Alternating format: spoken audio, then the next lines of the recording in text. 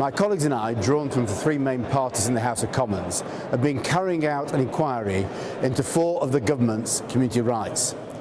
These rights were introduced in England a couple of years ago to help people take greater control over valued local assets and services. We held 3 evidence sessions, including one at the Ivy House pub in Nunhead, South London, the first building to be bought by local people using the community right to bid. Using this community right, people can nominate a local asset, like a pub, shop or community centre, as an asset of community value.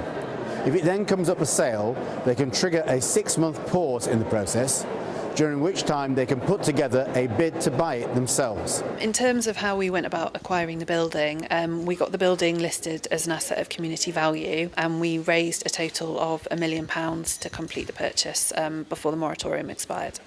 Locals at the Ivy House had to work extremely hard to put their bid together in time, even though they had a lawyer, a town planner and a conservation advisor on their team. Really, a 6-month moratorium isn't very long when you've got a large amount of money to raise. For a lot of community groups who don't have the skills, for example the bid writing skills, 6 months just isn't long enough. So in our report we recommend the government increase the moratorium on the sale from 6 to 9 months.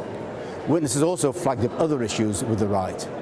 We'd like to see a proper right of appeal for community groups. Currently developers can appeal decisions made by planning authorities, but community groups cannot. We suggest that local residents who nominate a building for listing should have the same right of appeal as owners. We also took evidence on the community right to build, a government attempt to enable local people to build housing without having to apply to the council for planning permission.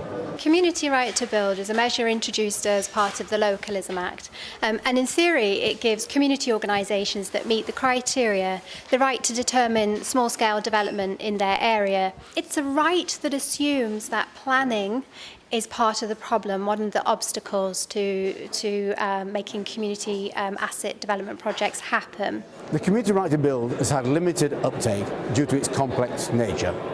We recommend instead the government fold it into the bigger neighbourhood planning process and focus future funding on building the skills and contacts of community housing groups.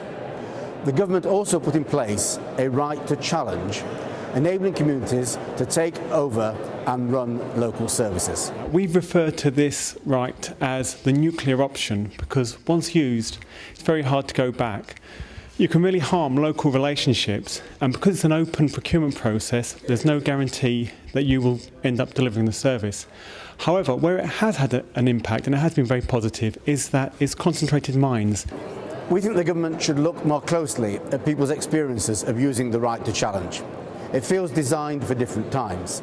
Local authorities facing funding reductions now want to hand over services to local groups, not fight hostile challenges. So central and local government should look at ways of involving communities more routinely in the design and delivery of local services. We hope the next government takes up all our recommendations when the Community Rights Programme is reviewed later this year. The committee's full report is on our website.